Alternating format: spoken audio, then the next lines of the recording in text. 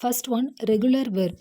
Regular verb அப்படின்னா அந்த verb வந்து லாஸ்ட்டில் எண்ட் எப்படி ஆகும்னா ஈடி அந்த மாதிரி முடியும். இப்போ சம் எக்ஸாம்பிள்ஸ் நம்ம பார்க்கலாம்.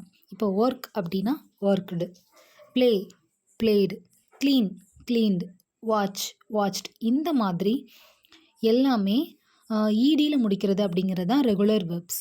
இப்போ இதோட எக்ஸாம்பிள் சென்டென்ஸாகவே நம்ம பார்க்கலாம். ஐ worked hard.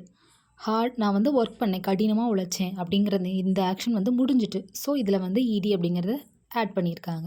Next one she clean the room. Clean அவள் தூத்து முடிச்சிட்டாங்க, க்ளீன் பண்ணிட்டாங்க. ஸோ அதில் ஈடிங்கிறத ஜாயின் பண்ணியிருக்கோம். இப்போ இதுலேயுமே பாருங்கள் ஐ ஷீ இந்த ரெண்டுமே இருக்குது. ஆனால் வேர்ப்ஸ் வந்து எந்த சேஞ்சஸுமே இல்லை, நார்மலாக தான் இருக்குது. ஸோ ஹீ ஷீ இட் இந்த மாதிரி எதுக்குமே வெர்ப் வந்து மாறவோ எதுவுமே செய்யாது. நம்ம சிம்பிள் ப்ரெசன்டென்ஸில் நம்ம என்ன படிச்சிருப்போம் அப்படின்னா நம்ம வந்து எஸ் அப்படிங்கிறத ஆட் பண்ணுற மாதிரி படிச்சிருப்போம். ஆனால் பாஸ்ட் டென்ஸில் சிம்பிள் பாஸ்ட் டென்ஸ்க்கு நம்ம அந்த மாதிரி எந்த சேஞ்சஸுமே கிடையாது. எல்லா வெர்புக்குமே சேம் ஃபார்ம் தான்.